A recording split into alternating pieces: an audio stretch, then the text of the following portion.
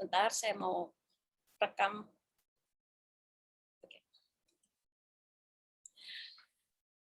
Yes, shalom semuanya.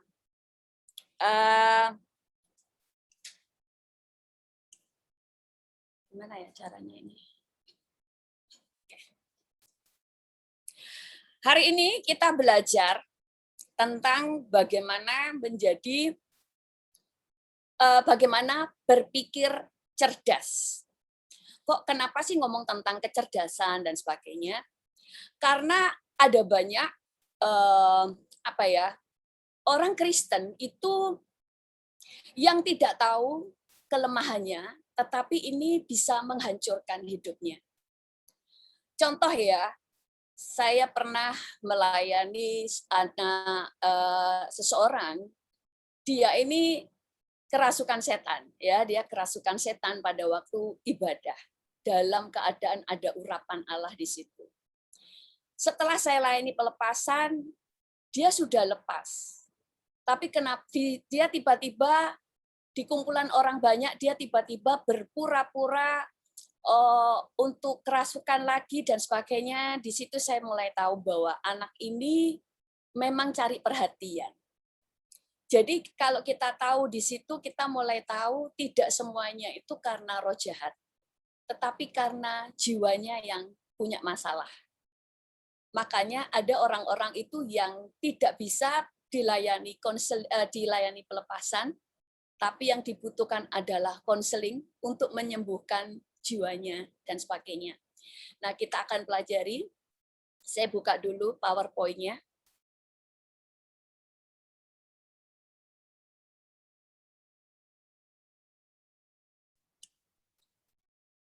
Berpikir cerdas. Jangan mudah dimanipulasi. Kita baca dulu di dalam Amsal 14 ayat 5 berkata, baiklah orang bijak mendengar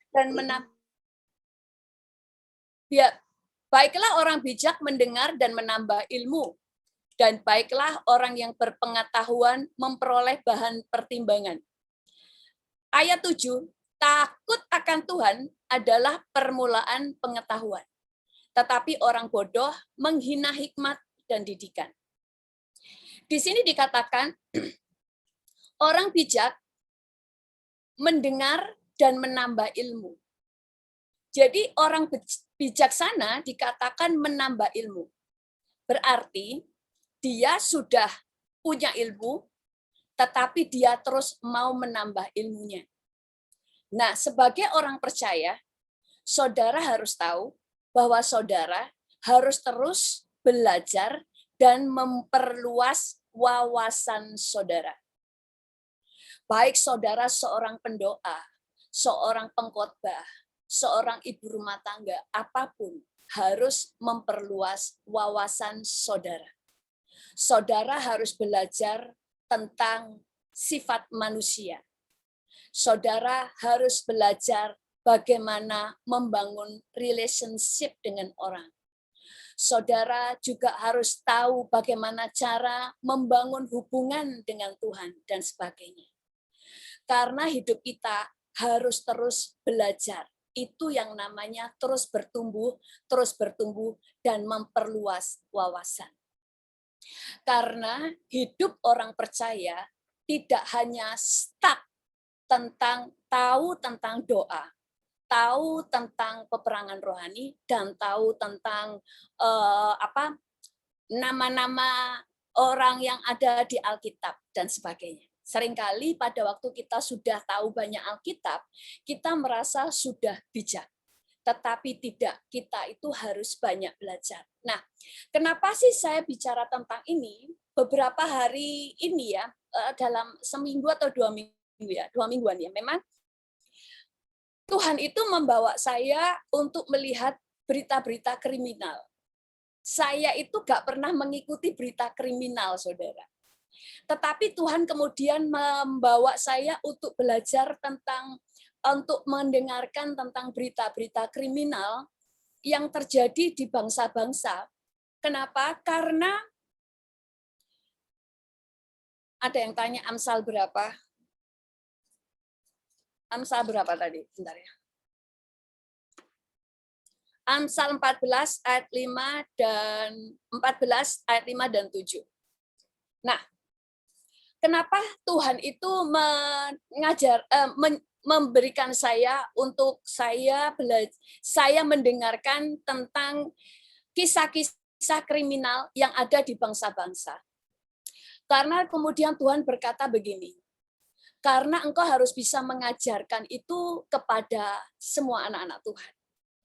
Supaya setiap anak Tuhan itu mulai bisa melihat segi kehidupan, nggak cuma hal yang rohani, tetapi hal-hal yang nyata yang ada di dunia. Suatu saat saya akan mendengar ya, ada seorang ibu di Jepang. Dia suami istri dia punya suami yang sangat mencintai dia. Keluarganya harmonis, dia punya 2 anak masih kecil. Suaminya gajinya besar, jadi dia ini hidupnya makmur. Dia punya kehidupan keluarga bahagia dan ibu ini seorang yang pendiam. Dia itu bukan tipe-tipe orang yang suka gosip, ya kan? Bukan tipe ibu yang suka kepo dan sebagainya. Dia seorang ibu rumah tangga yang baik. Sampai kemudian dia bertemu dengan seorang wanita yang dia masih baru di kota itu, sehingga dia tidak terlalu mengenal siapa orang ini. Ya karena mereka bertemu karena sama-sama menunggu anaknya sekolah. Jadi orang itu juga punya anak yang sekolah di tempat yang sama sehingga sering ngobrol. Orang itu langsung bisa sok akrab, sok kenal gitu. Dia langsung baik.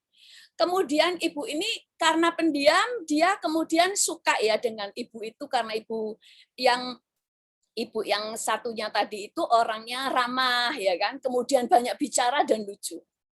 Sampai suatu saat ibu itu bilang begini sama ibu tadi saya bilang ibu A ya, yang ini ibu B. Ibu A bilang kepada ibu B bilang gini, Bu, kamu hati-hati loh, orang-orang itu banyak bicarain kamu di belakang. Banyak orang itu ternyata bicarain kamu. Terus ibu ini langsung bilang gini, oh ya, saya tidak tahu kalau orang-orang suka bicarain saya. Kelihatannya ibu-ibu itu baik-baik, tapi ternyata mereka mulutnya jahat. Itu ibu B itu merasa begitu. Lalu ibu itu kemudian baik sama dia sampai akhirnya ibu B ini merasa kalau A ini orang baru kenal, tetapi dia orang yang baik. Sehingga dia merasa orang ini bisa dipercaya. Karena orang ini sering mengajarin dia gimana merawat anak dan sebagainya. Dan dia itu memang sangat percaya diri dan sebagainya. Sampai suatu saat ibu ini akhirnya percaya karena orang ini sering ngomong, oh ibu itu bicarain kamu. Tapi orang itu sudah tak damprat. Orang-orang itu sudah tak damprat semua karena aku belain kamu. Nah orang ini percaya. Sampai suatu saat ibu itu kemudian bilang begini, aku kemarin lihat suamimu selingkuh loh. Dia dengan perempuan lain, kamu kalau tidak percaya, kamu sewa detektif deh. Dan anehnya ibu ini langsung percaya. Sehingga terjadi pertengkaran dengan suaminya bilang dia tidak selingkuh dan ibu ini percaya. Sampai pada akhirnya ibu yang si B tadi, ibu yang A tadi, dia bilang sama ibu itu, kalau kamu mau bercerai, saya bisa menguruskannya. Tapi butuh biaya untuk pengacara. Nanti saya akan uruskan supaya kamu itu nanti bisa mendapatkan harta dari suamimu sehingga kamu tidak miskin. Singkat cerita, orang ini akhirnya menceraikan suaminya. Setelah bercerai, dia itu memberikan uangnya kepada orang itu untuk bayar pengacara. Dan kemudian orang itu berkata, kamu harus terlihat miskin supaya kamu dapat mendapatkan harta gonogini sangat besar. Jadi rumahnya dan mobilnya dijual. Semua uang dikasih sama orang itu. Ini benar ini kisah kriminal sebenar. Karena kemudian ini di Jepang ya, terjadi di Jepang. Kemudian orang itu berkata, kamu harus memberi anakmu itu makan secukupnya supaya terlihat kalian tuh orang susah. Dan apa yang terjadi, ibu itu yang mengatur makanan anak-anak dari ibu yang B ini. Kemudian anak-anaknya sampai akhirnya yang satu anaknya dua kan, yang satu meninggal karena kurang makan dan dalam seminggu dikasih hanya air. Kemudian terus orang ini akhirnya di penjara, orang tadi juga di penjara karena ketahuan dia manipulasi, semua uang yang katanya untuk pengacara dan sebagainya itu habis untuk orang itu belanja untuk foya-foya. Jadi ibu ini benar-benar ditipu. Lalu tapi dia juga masuk penjara karena dianggap lalai karena anaknya mati. Nah, kemudian semua orang mencemooh dua-duanya ini. Yang satu sangat jahat, yang satu ini banyak yang berkata yang satu terlalu baik dan polos. Tapi banyak yang berkata yang ibu yang satunya sampai anaknya mati adalah orang yang bodoh. Lalu Tuhan berkata kepada saya begini, banyak orang Kristen yang juga bodoh. Kita harus tahu, kita memang harus baik. Banyak orang yang berpikir, orang baik tidak boleh marah. Banyak orang yang berpikir, orang baik itu berarti tidak boleh berkata tidak. Orang Kristen banyak berpikir, orang baik itu tidak boleh menolak pada waktu orang minta tolong. Orang Kristen banyak yang berpikir bahwa kalau orang baik itu dia tidak boleh untuk tegas kepada orang lain. Bahkan kalau orang baik tidak boleh mecat orang pegawainya yang tidak bisa bekerja dengan baik. Sehingga ada banyak orang Kristen yang hidupnya jadi ngambang. Itu sebabnya saya selalu berkata bahwa kita itu perlu mengerti firman itu benar-benar dengan benar, dengan jelas, supaya tidak salah paham. Kesalahpahaman akan menjadikan kita itu bodoh. Karena berpikir A, padahal firman ini maksudnya B, dan sebagainya. Nah, kemudian jadi ibu tadi, karena saking polosnya, dia percaya kepada sahabatnya ini karena dia menganggap sahabatnya ini baik. Akhirnya, karena saking polos dan baiknya, dia sangat percaya, dia kemudian kehilangan teman-temannya karena dia akhirnya memusuhi teman-temannya, karena dia percaya teman-temannya telah menjelek-jelekan dia. Dia kehilangan suaminya yang sangat baik, dia kehilangan anaknya, dia kehilangan rumah dan mobilnya, bahkan keluarganya yang tadinya menasihati dia bahwa dia itu telah tertipu oleh temannya, tapi dia tetap keras kepala. Akhirnya hidupnya hancur. Waktu hidupnya hancur, apakah ini karena iblis? Apakah ini karena kehendak Tuhan? Atau karena seizin Tuhan? Tidak. Masalah terjadi karena dia yang mengizinkannya terjadi. Masalah terjadi karena dialah yang mengizinkannya untuk terjadi dalam hidupnya. Di dalam hidup manusia, dua hal yang harus dijaga, hati dan pikiran. Karena pada waktu pikiran kita salah, maka yang kita lakukan pasti salah. Itu sebabnya musuh selalu berusaha memanipulasi kita supaya kita salah berpikir. Kalau sudah salah, dia gampang untuk disesatkan. Contohnya lagi, ini terjadi di Jepang juga. Ada orang Cina, anak satu-satunya sekolah di Jepang. Dia orang pendiam. Dia belum punya teman, belum ada yang dia kenal. Lalu ada seorang Jepang, perempuan anak Jepang, ini yang Cina tadi orang perempuan, yang anak Jepang itu juga perempuan. Dia langsung bisa akrab dengan dia. Karena anak ini senang punya teman, pada waktu orang itu mau tinggal di rumahnya, dia mengizinkan. Waktu tinggal di rumahnya, dia itu makan minum gratis dan tinggal di apartemen itu gratis. Dan tetapi teman Jepang ini ternyata bermasalah. Dia punya pacar. Pacarnya itu orangnya keras. Dia katakan gini, kalau sampai perempuan ini mutusin dia pasti bunuh. Suatu saat perempuan ini mau bertemu dengan cowoknya dan mau putus. Cowoknya marah dan dia mau bunuh perempuan ini.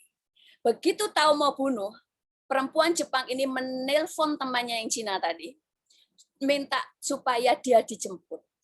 Perempuan itu kemudian menjemput di jalan raya karena tidak boleh masuk ke gang. Dia nggak mau tunjukin rumahnya di mana. Dia menunggu jam 2 malam, 3 jam dia menunggu sendirian. Lalu perempuan yang Jepang ini tiba-tiba muncul setelah 3 jam, tidak minta maaf, lalu jalan pulang mereka berdua. Waktu di tempat di dekat apartemen, tiba-tiba perempuan yang Jepang ini lari ke apartemen, masuk ke apartemennya, dan dia kunci dari dalam.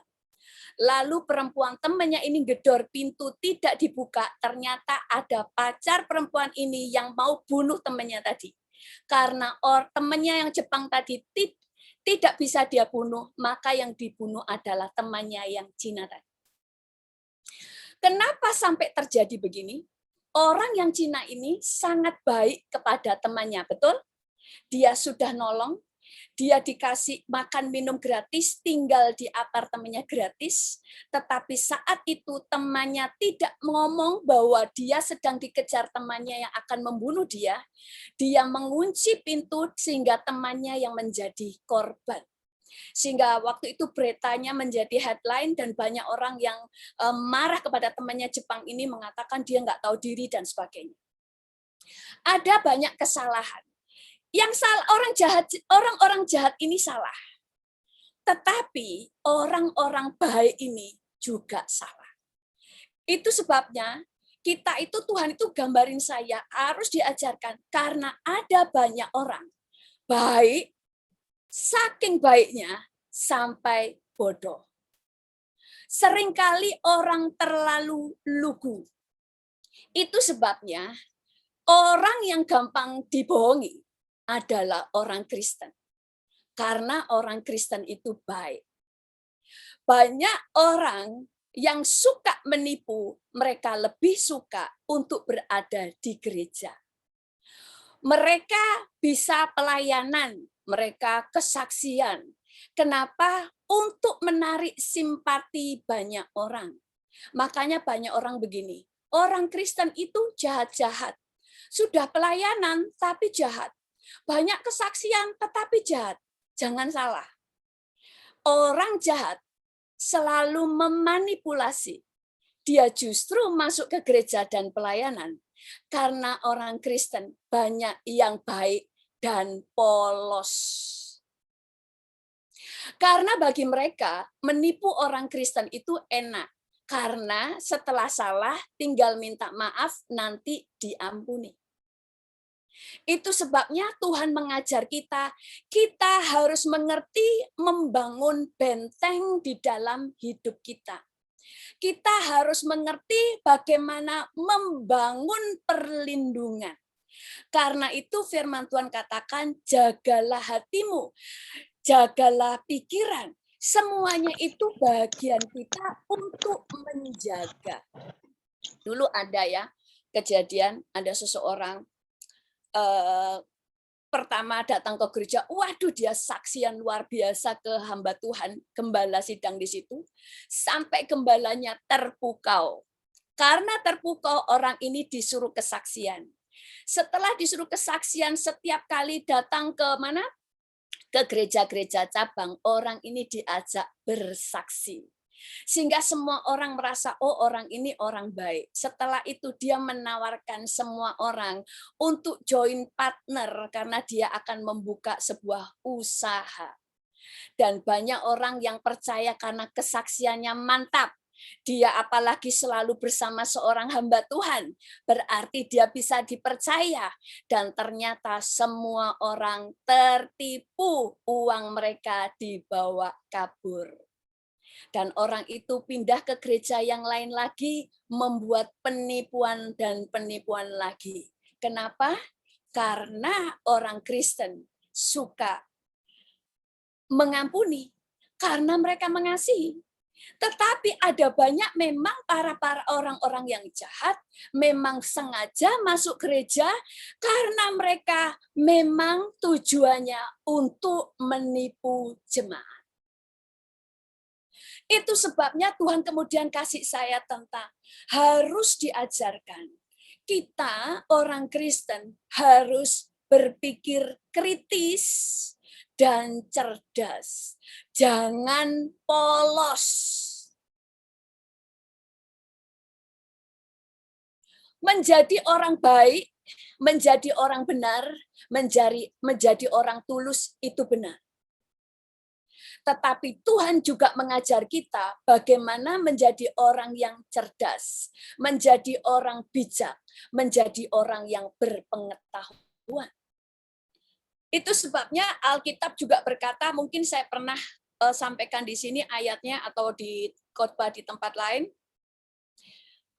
ada di PowerPoint, ada di Amsal 2 ayat 11. Dikatakan, kebijaksanaan akan memelihara engkau, kepandaian akan menjaga engkau. Firman ini sangat saya sukai, karena di sini jelas berkata kebijaksanaan akan memelihara engkau, kepandaian akan menjaga engkau. Yang menjaga kita bukan hanya Tuhan. Tuhan hanya menjaga kita dari hal-hal yang tidak bisa kita jaga. Contoh, Tuhan yang bisa menjaga kita dari serangan iblis. Kita nggak bisa lihat. Tuhan yang bisa menjaga kita dari wabah. Hanya Tuhan yang bisa menjaga kita dari bencana. Tetapi untuk hal-hal yang terlihat, itu bagian kita yang menjaga. Lewat apa? Yang menjaga kita adalah kebijaksanaan dan kepandaian. Di firman Tuhan, di terjemahan yang lain dikatakan itu kepandaian itu adalah pengetahuan. Kebijaksanaan akan memelihara engkau. Kepandaian akan menjaga engkau. Bukan cuma Tuhan yang menjaga engkau. Hal-hal yang terlihat, yang bisa engkau jaga, bagianmu, itu sebabnya perlu pengetahuan. Jangan polos. Nah, kemudian itu sebabnya ada banyak orang Kristen yang dimanipulasi orang. Makanya firman Tuhan berkata, hendaklah engkau tulus seperti merpati, tapi hendaklah kamu cerdik seperti ular, tapi tulus seperti merpati. Cerdik ini dikatakan engkau harus bijak, engkau harus smart, kamu harus licik. Maksudnya licik itu langsung dia bisa pelajari apa yang dilakukan oleh musuh. Tapi hatinya tetap tidak jahat, itulah tulus. Dan kalau di terjemahan yang lain dikatakan begini, kamu ini tuh ada di tengah-tengah dunia yang selalu siap membunuh kamu. Itu sebabnya kamu harus cerdik. Tuhan nggak katakan gini, kamu di tengah-tengah bangsa yang siap membunuh kamu. Tapi percayalah, aku akan melindungi engkau. Tidak. Tuhan katakan, kamu harus cerdik. Karena cerdik itulah yang bisa melindungi kita.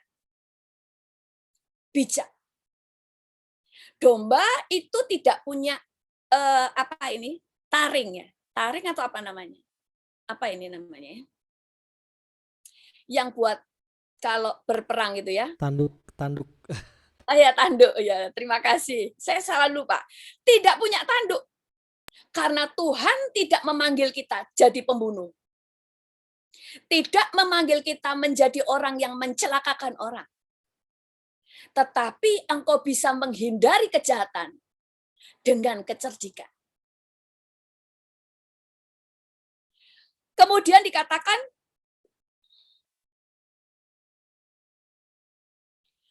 jadi orang baik sekali lagi, banyak orang berpikir, orang baik adalah orang yang tidak boleh marah.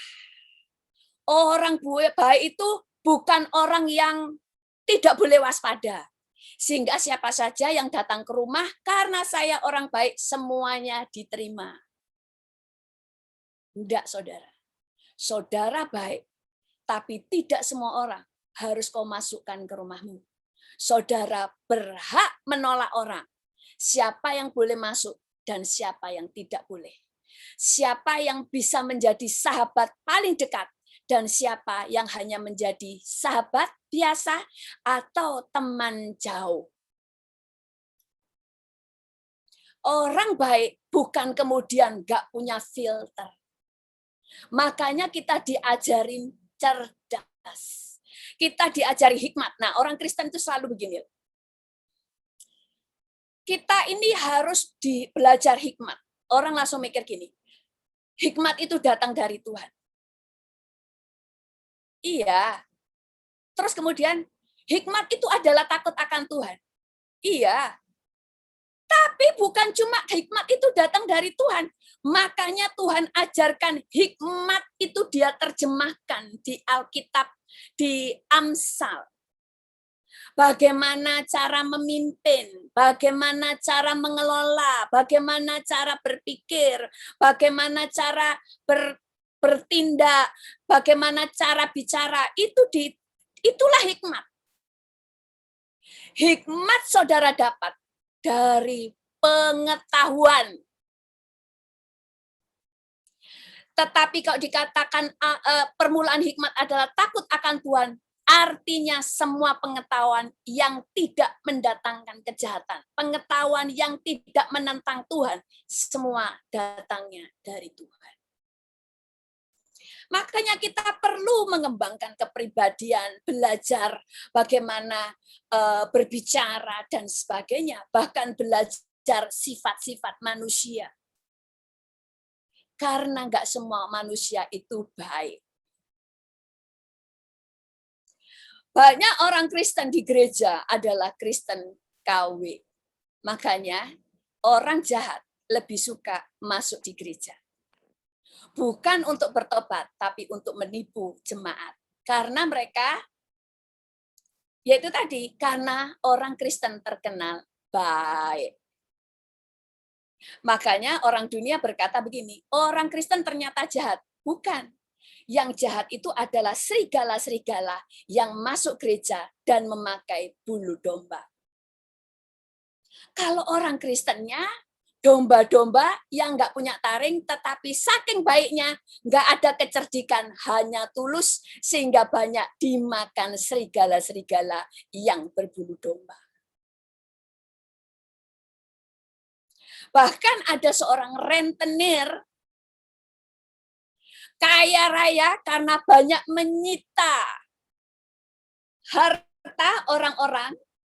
Dia seorang pelayan Tuhan. Dia kalau ngomong sangat rohani. Facebooknya penuh dengan ayat firman dan kesaksian yang sangat spektakuler. Tetapi hidupnya menghancurkan banyak orang karena bunga berbunga yang sangat tinggi, orang-orang sudah membayar bunga, tidak pernah bisa habis sampai akhirnya orang ini menawarkan rumahmu tak beli atau kendaraanmu tak beli, selalu harganya 50% di bawah harga pasar. Sehingga orang-orang itu hidupnya hancur. Banyak orang berpikir, berbuat jahat. Yang penting saya percaya Yesus, saya pasti selamat. Alkitab berkata, ada dosa yang mendatangkan maut, dan ada dosa yang tidak mendatangkan maut. Apa dosa yang mendatangkan maut? Banyak orang langsung bilang gini, menghujat Roh Kudus. Iya, menghujat Roh Kudus itu gimana? Roh Kudus selalu membawa orang bertobat. Roh Kudus membawa orang mengalami pemulihan. Tetapi ada orang-orang yang menghancurkan kehidupan banyak orang. Dia sebenarnya sedang melawan Roh Kudus. Itu sebabnya orang yang berbuat kejahatan, menghancurkan hidup banyak orang, itu ada hitungannya. Kalau terus-menerus dia tidak juga bertobat, dia akan menjadi orang bebal. Kalau sudah bebal, walaupun di gereja, dia akan menjadi semakin jahat karena tidak bisa bertobat lagi. Ada dosa yang tidak mendatangkan maut.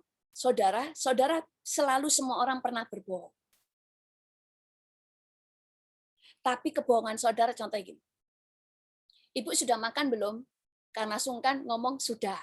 Dikasih makanan-makanannya, asin. Enak nggak, Bu? Kita ngomong, enak, padahal asin. Dosa nggak? Dosa. Tapi saudara tidak membunuh orang lain. Itu ada pelajarannya sendiri ya tentang penjabarannya, tentang dosa yang mendatangkan maut. Sekarang kita tidak belajar itu, jadi saya tidak perlu bahas. Nah, kemudian, jadi di dalam hidup kita, baik boleh, goblok jangan.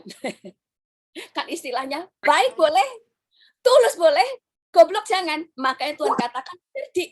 Sampai Tuhan katakan kata cerdik itu di depan. Cerdik seperti ular, baru tulus. Karena cerdik itu adalah benteng.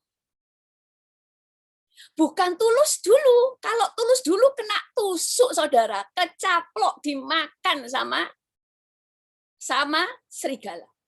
Makanya cerdik yang di depan. Karena cerdik adalah benteng. Cerdik itu berbicara bahasa, kalau di dalam terjemahan bahasa Inggris berbicara bijaksana, berhikmat, smart.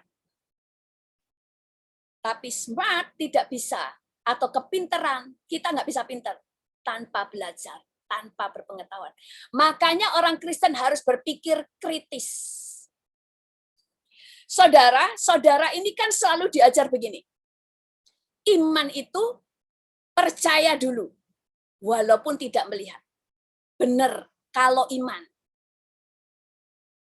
Karena Tuhan bisa dipercaya. Jadi saudara nggak perlu lihat, saudara cukup percaya karena Tuhan tidak pernah berdusta. Tapi kalau orang yang ngomong, saudara jangan langsung percaya sebelum melihat buktinya. Makanya orang-orang Kristen suka kemakan hoax. Nggak lihat fakta, langsung percaya karena terbiasa percaya dulu baru melihat. Percaya dulu baru melihat kalau tentang iman kepada Tuhan. Tapi kalau tentang berita, tentang segala sesuatu dari mulut manusia, jangan langsung percaya. Kita baca ya ayatnya. Ayub 3 ayat 25 berkata, karena yang kutakutkan itulah yang menimpa aku. Oh, ini bukan ini ya, sebentar ya. Orang yang tidak berpengalaman percaya kepada setiap perkataan. Tetapi orang bijak memperhatikan langkahnya. Orang yang tidak berpengalaman percaya pada setiap perkataan. Makanya gampang kena hoax. Gampang ketipu. Lihat orang ngomongnya manis, langsung percaya ini orang baik. Tapi tadi dikatakan, kalau orang bijak memperhatikan langkahnya. Apa langkahnya? Dia memperhatikan orang itu seperti apa dari buahnya. Bukan dari apa yang dia katakan. Dia nggak gampang percaya dengan apa yang dikatakan. Tapi dia baru percaya, melihat. Dia itu gini, orang bijak itu melihat. Kalau ada orang ngomong, yang dia lihat itu siapa yang ngomong. Bukan apa yang dia katakan. Tapi yang ngomong siapa. Itu orang bijak. Orang tidak berpengalaman, yang diperhatikan apa yang dia katakan. Tapi orang bijak yang dia lihat siapa yang bicara. Siapa yang bicara artinya, apakah orang ini orang yang bisa dipercaya? Jadi enggak semuanya ngomong percaya. Semua orang nubuat percaya. Makanya kacau. Semua orang bernubuat katanya nabi. Loh, harus tahu urutan ya. Pertama, karunia motivasi. Semua orang percaya Yesus, tidak percaya Yesus punya. Lalu kemudian karunia Roh Kudus. Karunia Roh Kudus orang yang sudah mulai terima Yesus, mulai penuh Roh Kudus, mulai di situ. Lalu baru ada jawatan, ada nabi, ada gembala, dan ini. Enggak semua orang karunia nubuat harus langsung dipanggil sebagai nabi. No. Kacau nanti. Itu karunia nubuat, tapi belum langsung dipanggil nabi, itu nanti, dan sebagainya ya. Makanya kalau orang bijak yang dilihat siapa yang bicara. Bukan apa yang dia katakan. Kalau orang tidak berpengalaman atau tidak bijak, yang diperhatikan perkataannya. Tapi orang bijak yang diperhatikan siapa yang bicara. Karena dari siapa yang dia bicara, dia tahu orang ini bisa dipercaya. Orang ini tidak bisa dipercaya. Makanya ada orang bodoh itu begini. Sudah jelas si A selalu gosip, selalu bikin hoax kemana-mana, selalu bikin gosip. Tapi kalau ngomong tetap aja mereka percaya. Ini kan bodoh. Udah jelas nanti ada orang ngomong bener, gak percaya. Tapi ada orang maka ngomong gosip, memfitnah orang, percaya. Makanya orang bodoh lebih suka dengerin yang negatif daripada positif. Karena memang mereka suka. Mereka nggak pernah lihat siapa yang bicara, tetapi mereka suka dengan apa yang dibicarakan. Jadi orang Kristen harus cerdas, harus mengembangkan cara pikirnya. Kemudian berikutnya.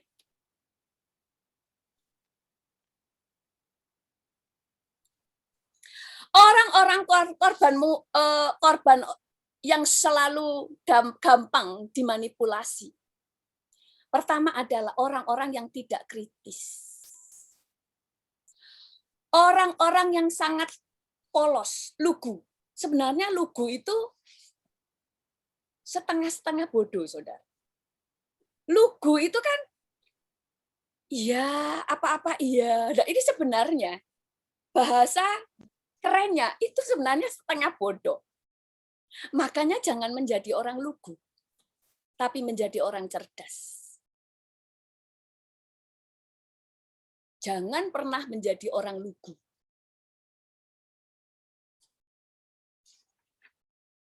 Bentar ya, mana catatan saya. Nah, contoh lagi ya, orang-orang yang gampang dimanipulasi adalah orang yang minder. Orang yang minder, lalu ada orang yang kemudian baikin dia langsung senang.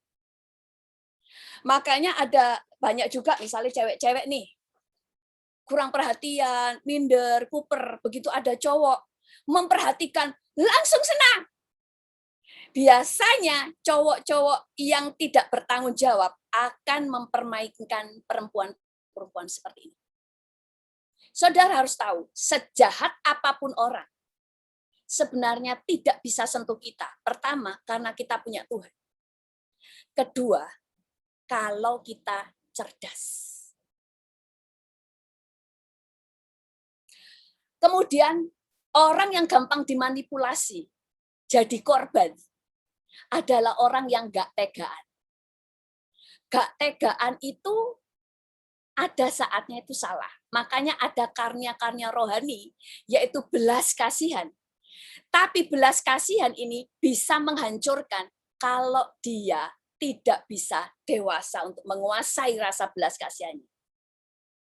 Makanya orang-orang seperti ini tidak berani berkata tidak bisa menolak. Ada orang utang, nggak dibayar, nggak bisa nolak. Besoknya utang lagi padahal dia nggak punya duit.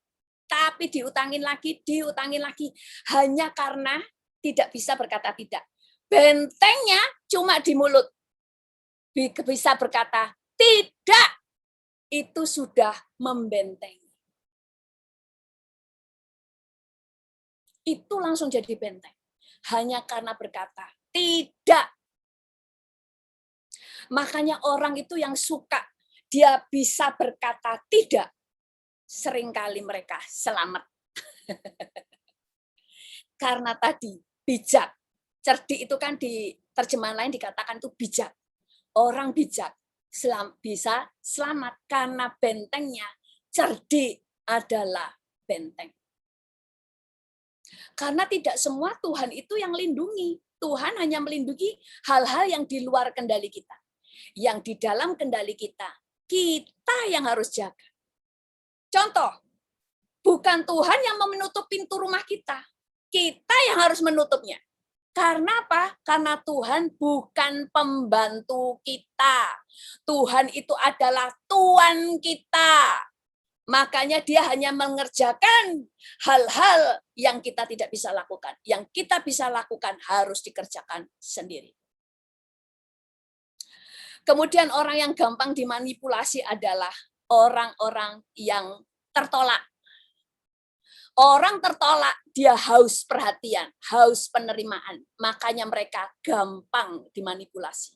Itu sebabnya orang Kristen harus mengalami pemulihan hati dan pemulihan cara pikir.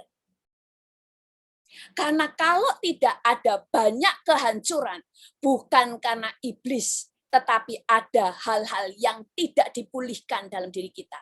Baik hati kita, baik pikiran kita. Kemudian, banyak ya, tadi ya, itu terus kemudian orang yang lemah. Orang lemah ini bagaimana? Kebanyakan perempuan ini yang lemah. Orang lemah itu akarnya terlalu mengasihani diri sendiri. Kalau ada yang memperhatikan aku, pasti nasibku tidak begini. Coba kalau ada yang mendukung aku, nasibku pasti enggak begini. Coba kalau ada orang-orang yang mengerti aku saja, hidupku tidak begini. Orang begini orang yang lemah. Orang seperti ini gampang dihancurkan. Makanya banyak, kenapa nasibku begini? Nasibmu, nah ini, orang Kristen selalu berkata, nasibku di tangan Tuhan. No, Alkitab nggak ngomong begitu. Makanya baca Alkitab harus lengkap. Nasib kita, pertama memang ditentukan Tuhan. Kalau kita taat, karena untuk ikut Tuhan, itu Tuhan kasih jalan-jalannya. Nasib hidup kita di tangan Tuhan dan di tangan kita. Pertama, ditentukan oleh apa yang kita katakan. Kedua, ditentukan oleh apa yang kita pikirkan. Firman Tuhan katakan hidup dan mati dikuasai oleh lidah. Berarti nasib kita dikuasai oleh lidah. Kemudian apa yang kamu takutkan akan terjadi padamu. Apa yang kamu khawatirkan justru yang akan datang kepadamu. Kemudian yang ketiga, nasib hidup kita ditentukan oleh keputusan kita. Keempat, nasib ditentukan oleh apa yang kita takut. Nah, terakhir. Yang terakhir adalah, kita buka aja ya ayatnya.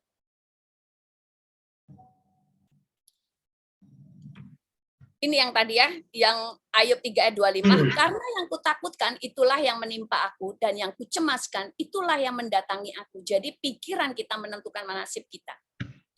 Kemudian Amsal 14 ayat 5 sampai 7, ini yang tadi sudah dibaca, saya ulangi lagi. Baiklah orang bijak mendengar dan menambah ilmu, dan baiklah orang yang berpengertian memperoleh bahan pertimbangan. Takut akan Tuhan adalah permulaan pengetahuan, tetapi orang bodoh menghina hikmat dan didikan. Orang bodoh menghina hikmat dan didikan. Orang bodoh itu menganggap hina.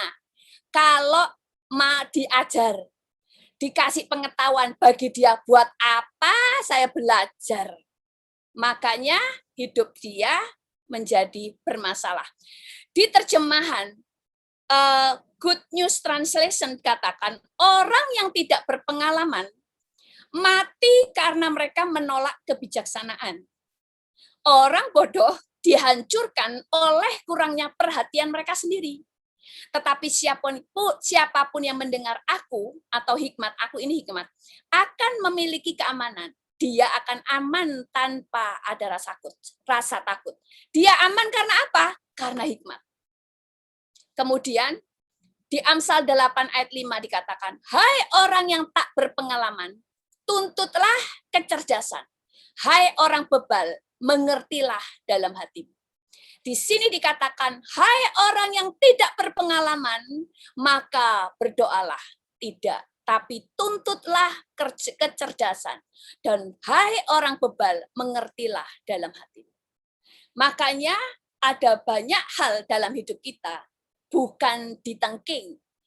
Kalau ada masalah, bukan ditengking, tetapi perubahan cara pikir. Dan hati yang terus dipulihkan.